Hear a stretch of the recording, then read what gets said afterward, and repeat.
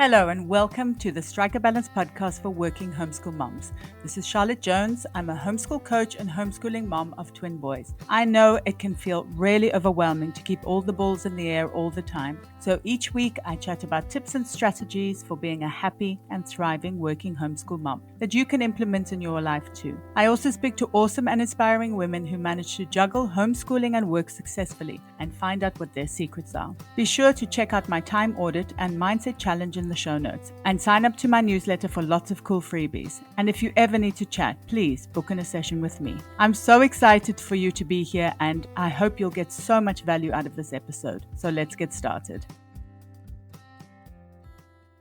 I'm so excited that one of my favorite podcasting tools, Zencastr, is sponsoring this episode.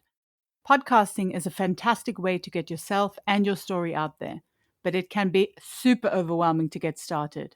Zencastr's all-in-one web-based solution makes podcasting super simple, and if you know me, you know I'm obsessed with simplicity. Zencastr provides crystal clear sound and gorgeous HD video while being really easy to use. I love the fact that my guests just have to click a link and we're ready to record. Zencastr is all about making your podcasting experience easy, and with everything from local recording to automatic post-production tools, you don't have to leave your browser to get the episode done. And with their cloud backup, you'll never lose an episode. If you want to share your story, then I highly recommend using Zencastr because it's awesome. If you go to zen.ai/strikeabalance and enter promo code strikeabalance, you'll get 30% off your first 3 months. That's zen.ai/strikeabalance. I'm so excited to listen to your new podcast and to hear your story. Hello, my lovely friend. So today's topic is one that I really love. So I want to share some of my time management tips because taming my schedule is my jam. And from what I've seen in my Facebook group, lots of working homeschool moms find it difficult to juggle all the things. So if this is you, then I really hope that this post will give you some ideas. So my first tip is to do a time audit because it's an amazing way to get a really good sense of where your time goes. And trust me that you'll probably be surprised, if not shocked, by what you discover. Mindless scrolling on Instagram is a real time thief. Trust me, I know I have it in black and white. So when you do a time audit, you take note of how you spend your time over a period of 3 to 5 days. So I have a free printable, which you can grab from the show notes, or you could simply use a notebook and a pen. And once you're done, you tally up all the time you spent. And this is a great starting point for managing your schedule better, because you'll be able to see what kind of things you can let go and what kind of things you want to do more of as well. So my next tip is to prioritize properly. I think all of us think that we know how to prioritize, and I always thought I was good at it. But looking back, I would write to-do lists with 30 or 40 items to do in a day. So as you can imagine, I very rarely ticked everything off. And I always felt rushed for time because I just never finished anything, or because it wasn't possible to finish so many things in one day. So I've since cut down my to-do list to about 5 or 6 items per day, but at least I know that I will do them.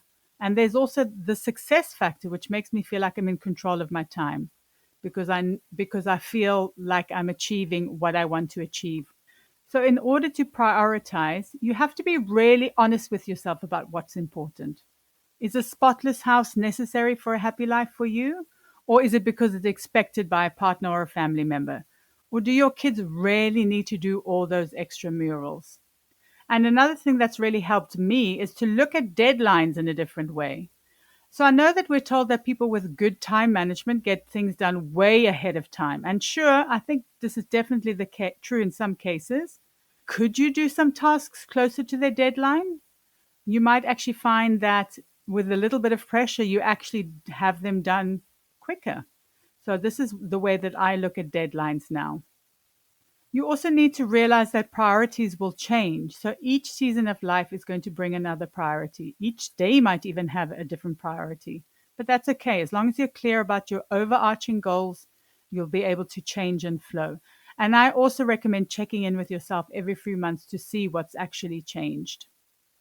So, time management is definitely easy when you're having fun, as with most things. So, you need to do things in your day that bring you joy. And I don't think this is a luxury, but a necessity. Because if you're only working, homeschooling, parenting, cleaning, cooking, life is going to feel colorless and stressful. And this takes me back to prioritizing again. As moms who work in homeschool, we need to do things that bring us joy every single day. And in order to do them, we have to prioritize, schedule, and do. And I realize that mom guilt is a big issue, but trust me when I say your kids are going to be much happier when you're happy and fulfilled. It's a joy knock on effect. And you will also feel like your time is managed in a better way because you are actually doing things that you enjoy. My next tip is to schedule with creative flair.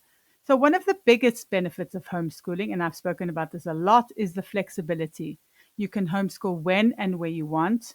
And as I've said before, you don't actually need to teach your kids for 8 hours a day.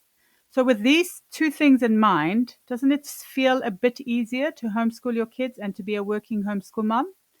It might take some trial and error, but if you make the effort to find a good schedule, possibly while they're schooling, then it will be worth it in the long run. You'll be able to find a balance between what you need to do and what your kids need to do.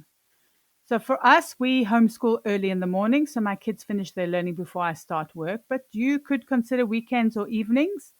My advice is to not get caught up with what you think are the correct times to homeschool. Rather find what works for you and your family. My next tip is to be kind to yourself. I think you should be kind to yourself anyway, or in general, because self loathing and negative self talk do not make for a happy life. But in terms of time management, just accept that it's not always going to be easy and perfect. There are going to be periods and seasons where you do feel out of control and stress, but don't think that this is your life. I believe that if you have a clear goal, you'll achieve it, even though the road to reaching the goal may be rocky. It's still your guiding light during stormy times. So if your goal is to have more time, to have a more organized schedule, to feel less stressed, then write it down and make it happen. And when it does feel hard, just remember that you'll get there in the end, even if you have to walk a very winding path. Tip number 6 is from money mentor Denise Duffield Thomas, who I highly recommend following. She's really, really great. And she says that there's always an easier way to do something. And this really struck a chord because I'm someone who can easily fall into perfectionism. I sometimes feel this burning need for the perfect font, the perfect image, the perfect word, the perfect font size, even, which of course I can never find. But you know what? It's not actually that important. The beauty of doing things in an easy way is that they are often also quicker. So you're going to save time. Yay! Which is what we want, obviously. So let's look at an example. So if you're dealing with a child who doesn't want to learn, can you make this easier on you and on them? What about taking some time off until they feel more receptive? Or you could even outsource teaching entirely. My friend Kelly has some awesome classes on OutSchool, so you could start there. Both of these options will give you more time and make you feel less stressed because you're not fighting with your child. Tip number 7 is to batch and block your tasks. So, batching and blocking are awesome ways to save time, and they have to be two of my favorite time management tools. As someone who was a chronic multitasker, finding the world of batching and blocking really set me free. You save loads and loads of time if you do the same kinds of things together and in blocks. It's actually science. I do lots of different stuff because I'm basically working two jobs. I'm an online English teacher and I'm also a homeschool coach. So I guess you could say that both are in the education sector, but what I do for each is very different. So I have days when I teach and days when I do things related to coaching, and the two generally don't meet. So blocking and batching is really perfect for this because my brain is just able to function better and work more effectively when I know what I'm going to do on a certain day or during a certain time of day, and that they are all going to be the same types of things. So I don't waste time resetting, moving somewhere else, or jumping from one task to another. Tip number 8 is to find that energy sweet spot. So when you feel full of energy, you do things quicker. It's just logic, right? And this is another integral part of successful time management because it's going to help you to do the difficult tasks when you feel really up to them. You'll probably already know if you're an early bird or a night owl, so you could think about scheduling in tasks that require a lot of brain work during these times. And what about your kids? So, as I said, my kids are early risers, but I know a lot of homeschoolers who homeschool in the afternoon. It just depends on when everybody's going to be the most receptive and energetic. And the same goes for rest. You need to prioritize sleep and get enough of it. This is something I do struggle with, as I have spoken about before, because I have kids and pets that don't sleep well. And I also tend to wake up during the night, but it is something that I prioritize.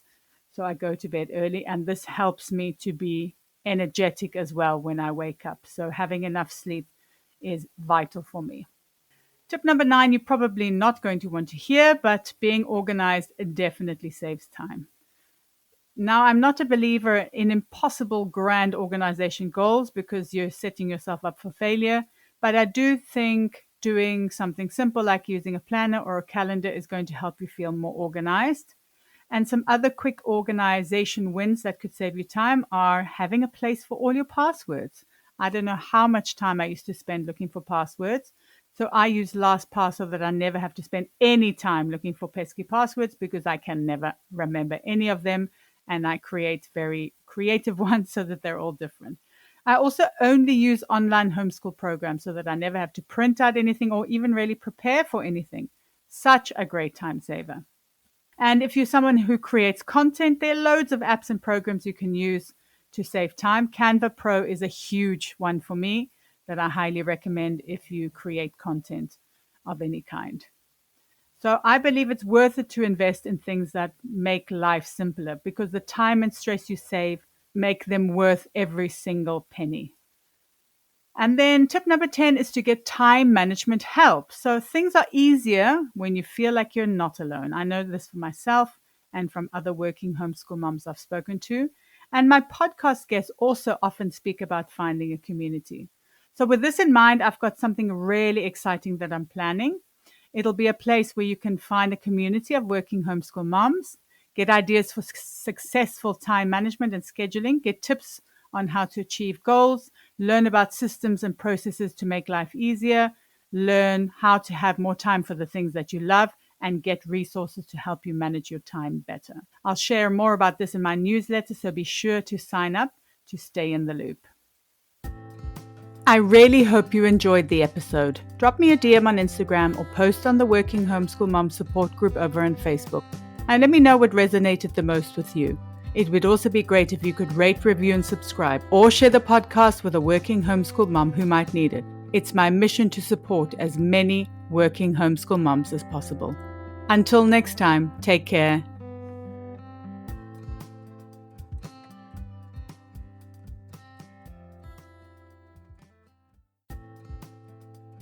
Hello and welcome to the Strike a Balance podcast for working homeschool moms. This is Charlotte Jones. I'm a homeschool coach and homeschooling mom of twin boys. I know it can feel really overwhelming to keep all the balls in the air all the time. So each week I chat about tips and strategies for being a happy and thriving working homeschool mom that you can implement in your life too. I also speak to awesome and inspiring